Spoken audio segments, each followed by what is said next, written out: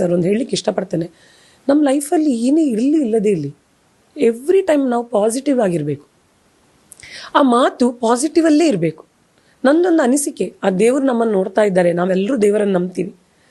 ಆ ದೇವರು ಎಲ್ಲೋ ಒಂದು ಕಡೆ ಒಂದು ಸೆಕೆಂಡಿಗೆ ತಥಾಸ್ತು ಹೇಳಿದ್ರೆ ಇದು ನನ್ನ ಭಾವನೆ, ಆ ಒಳ್ಳೆಯ ವಿಚಾರಕ್ಕೆ ಇರ್ಬೋದಲ್ವಾ.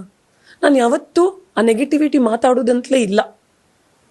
ನನ್ನ ಎಕ್ಸಾಂಪಲ್, ನನ್ನ ಮಗಳು ಅಮ್ಮ ನಂಗೆ ಇದು ಬೇಕು, ಎಸ್ ಖಂಡಿತವಾಗ್ಲೂ ಮುಂದೆ ನೋಡುವ, ಇಲ್ಲ ನೋ ಹೇಳುವ ಶಬ್ದ ಬರುವುದಿಲ್ಲ.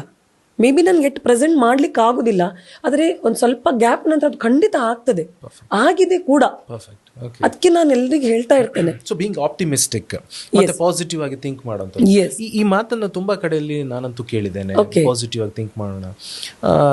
ಬಟ್ ಪ್ರಾಕ್ಟಿಕಲ್ ಆಗಿ ಅದು ಹೇಗೆ ಇಂಪ್ಲಿಮೆಂಟ್ ಮಾಡೋದು ನಮ್ಮ ಬದುಕಲ್ಲಿ ಅಂತ ನಾನು ಅದನ್ನು ಹೇಳಲಿಕ್ಕೆ ಇಷ್ಟಪಡ್ತೇನೆ. ನೋಡಿ ಸರ್, ನಾನೊಂದು ಹೇಳ, ಈಗ ನಾನು ನನ್ನ ಫ್ರೆಂಡ್ ಜೊತೆ ಒಂದು ಕಡೆ ಹೊರಗೆ ಹೋಗಬೇಕು. ಎಕ್ಸಾಂಪಲ್ ನೀವು ಕೇಳಿದ್ರೆ ನಂಗೆ ಪಾಸಿಟಿವ್ ಆಗಿ ಹೇಗಿರುವುದು, ನಾನು ಹೇಳಿದ ತಕ್ಷಣ ಅವಳು ಬಂದ್ಲು, ಅವಳು ಹೇಳಿದ ತಕ್ಷಣ ನಂಗೆ ಆ ದಿನ ಬರ್ಲಿಕ್ಕಾಗಲಿಲ್ಲ. ಫಸ್ಟ್ ಥಾಟ್ ಬರುವುದೇನು? ನೆಗೆಟಿವಿಟಿ. ಎಕ್ಸಾಂಪಲ್ ನೋಡು, ನಾನು ಕರೆದಾಗ ಅವಳು ಬರಲಿಲ್ಲ, ಅವಳು ಕರೆದಾಗ ನಾನು ಬಂದೆ, ಅದಿರ್ಕೂಡ್ದು ಅಂತ ನಾನು ಈ ಮಾಧ್ಯಮದ ಮುಖಾಂತರ ಜನರಲ್ಲಿ ಹೇಳುದು. ಆದದೋಯ್ತು, ಅಟ್ಲೀಸ್ಟ್ ಅದನ್ನು ಟ್ರೈ ಮಾಡಿ.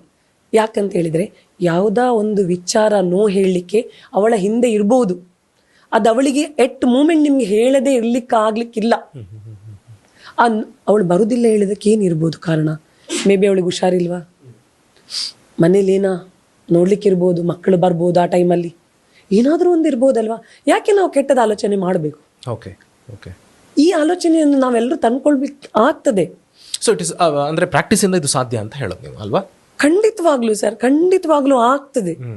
ಆದ್ರೆ ನಮ್ಗೆ ಏನಾಗ್ಬೇಕು, ಕೂಡ್ಲೆ ಆಗ್ಬೇಕು, ಇಮಿಡಿಯೇಟ್ ಆಗ್ಬೇಕು. ಓ ನೋಡಿ, ಅವಳು ಹೇಳಿದ್ಲು ಆಗುದಿಲ್ಲ ಹೇಳಿ ನಾನ್ ಬಾರುದು, ನಾಳೆ ನಾನು ಹೋಗುದಿಲ್ಲ ನೋಡಿ, ಇಮಿಡಿಯೇಟ್.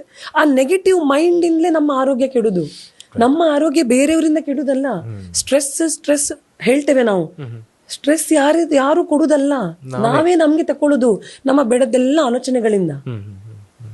ಸೊ ನಾನ್ ನನ್ನ ಲೈಫಲ್ಲಿ ಈಗ ನಾನು ತುಂಬಾ ಹ್ಯಾಪಿ ಇದ್ದೇನೆ. ನನ್ನ ಹತ್ರ ಏನಿದೆ ಅದ್ರಲ್ಲಿ ಐ ಆಮ್ ವೆರಿ ಹ್ಯಾಪಿ. ನಂಗೆ ಇನ್ನೂ ಬೇಕು, ಅದು ಬೇಕು, ಇದು ಬೇಕು.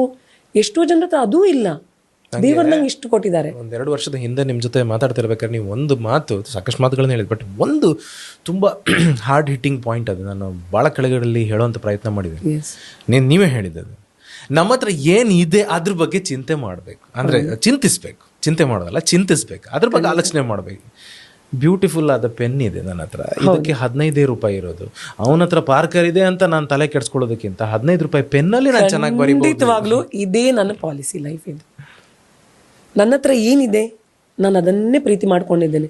ಏನ್ ನನ್ನ ಹತ್ರ ಇಲ್ವೋ ಅದ್ರ ಬಗ್ಗೆ ನಾನು ಯಾಕೆ ತಲೆ ಕೆಡಿಸ್ಕೊಳ್ಳಿ? ಅದೇ ನಮ್ಮ ಆರೋಗ್ಯದ ಮೇಲೆ ಪರಿಣಾಮ ಬೀಳುತ್ತೆ.